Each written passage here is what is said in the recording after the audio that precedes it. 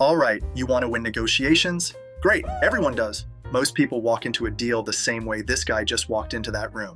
Technically present, structurally unprepared, and somehow still surprised when they lose. Here are 7 things science says actually work. Number 7 will change how you open every deal. Number 4 is the one thing researchers say the majority of people skip, even experienced ones.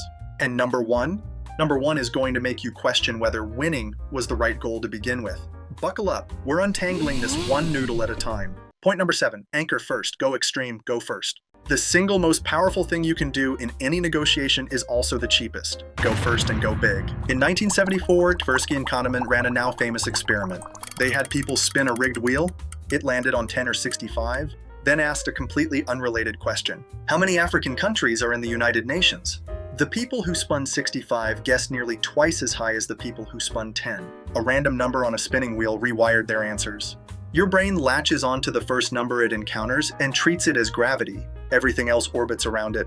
A 2011 meta-analysis of anchoring effects at the negotiating table confirmed what this means in practice. That first number alone accounts for an outsized share of final outcomes. One number, before your counterpart has said a single substantive word. And make it precise. Don't say 100,000. Say 97,850. Round numbers whisper, I made this up. Precise numbers say, I ran the math, I know the value, and I am not particularly interested in your feelings about it. Your counterpart's brain registers that signal and pushes back less. The FBI spent decades negotiating with people who would rather die than compromise. Their technique uses 3 moves. You barely say anything at all, and that's exactly why it works. Point number 6, the FBI trio, mirror, label, shut up. Chris Voss spent 2 decades negotiating with kidnappers, terrorists, and bank robbers, which is to say, people who were professionally resistant to compromise. The technique he relied on most is almost insulting in its simplicity. It works in 3 moves used in sequence. Move 1, mirroring. Repeat the last 1 to 3 words of what your counterpart just said. They say, I just don't think the price works for us. You say, doesn't work for you? Then you stop talking. They feel heard. They keep elaborating. They accidentally dismantle their own position while you take notes. Move 2, labeling. Name what you think they're feeling. It sounds like this timeline is putting serious pressure on your team. You don't need to be right. If you're wrong, they correct you, and in correcting you, they hand you the exact information you needed. Move 3, silence. After you mirror or label, close your mouth and wait. Studies find that over 70% of communication in negotiation is nonverbal, meaning silence is not the absence of a statement, it is a statement. It says, I am not afraid of this moment. Can you say the same? Together, these 3 moves are what Voss calls the art of letting the other side have your way. The Spartans called this laconic speech. Philip of Macedon threatened to raze Sparta. They replied, if. Philip did not, in the end, raze Sparta. Sparta also lost. Point number 5, build your BATNA, your escape hatch. Here's what happens in your body when you have a real alternative waiting.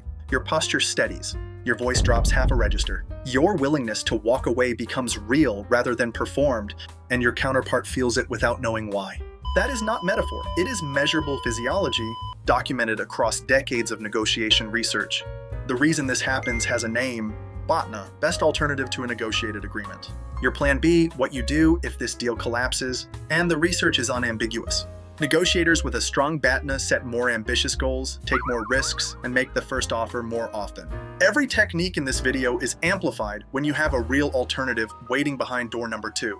Here is the part that should not be true, but is. The effect works even with imaginary alternatives. Studies found that simply believing you have options, even unconfirmed ones, produces measurable changes in behavior and outcomes. Your nervous system does not distinguish between a real offer and a vivid mental rehearsal of one, so if your BATNA is weak or non-existent, stop negotiating and go build one first. Not for leverage, for your spine. Before any of this, anchoring, mirroring, alternatives, there is one step that comes first. The one that most people, including experienced negotiators, skip entirely. It takes 5 minutes. Skipping it costs you the whole deal.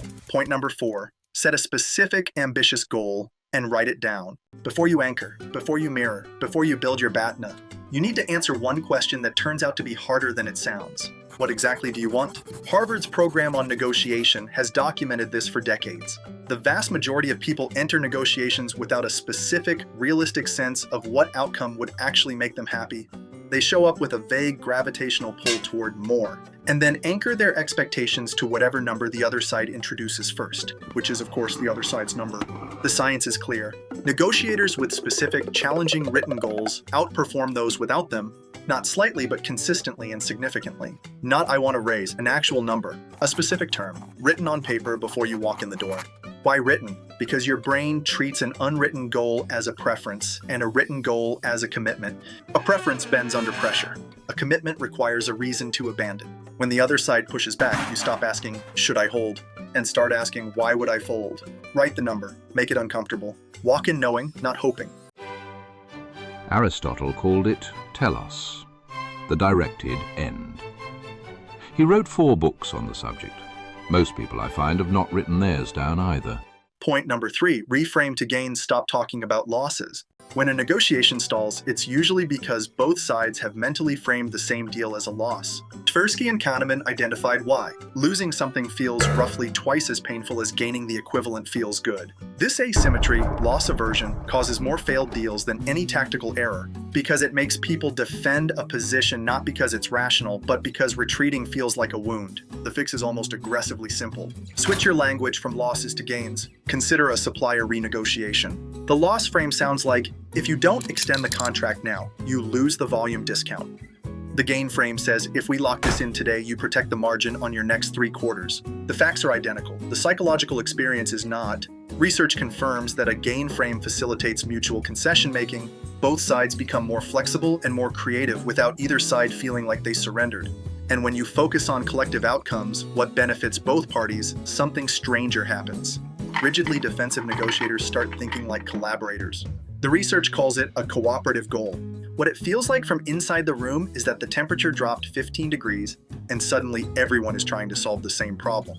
You are not manipulating anyone, you are correcting for a cognitive distortion that was already warping their perception. You are functionally a therapist who also gets better terms.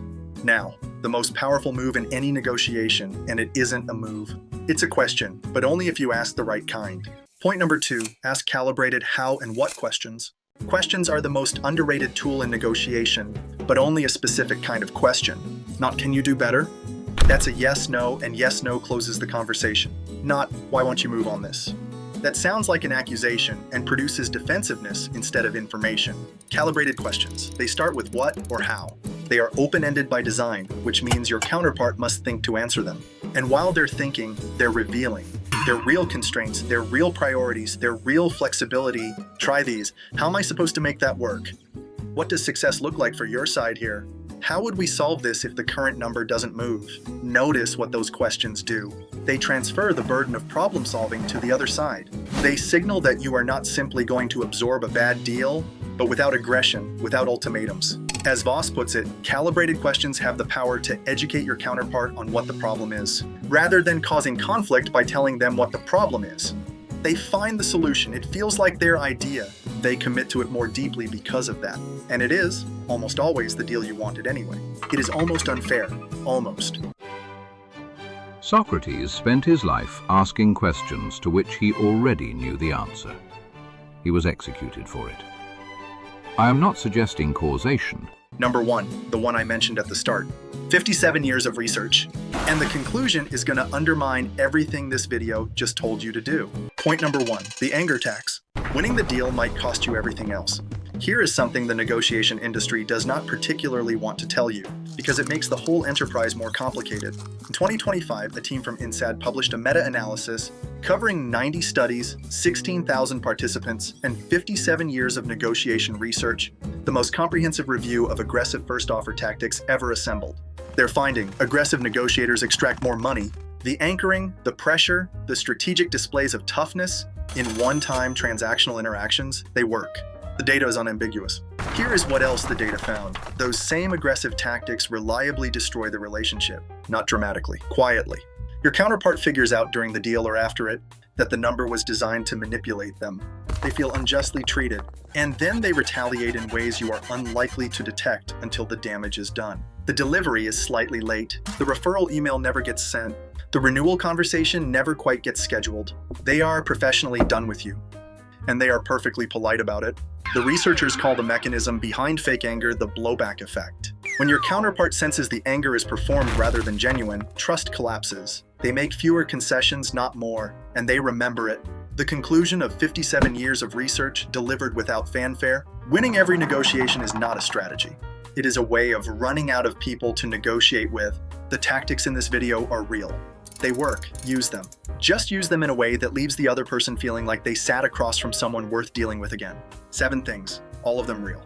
Anchor first with a precise number. That first figure alone shapes the outcome more than anything else you'll say after it. Use the FBI trio: mirror, label, and wait. Know your BATNA before you sit down, or you are negotiating with your back against a wall you built yourself. Set a specific goal, write it on paper, and make it uncomfortable. Reframe everything as a gain. Ask how and what until the other side solves your problem for you. And remember that winning the wrong way is just losing on a longer timeline. And that's how spaghetti untangles negotiation. See you in the next episode.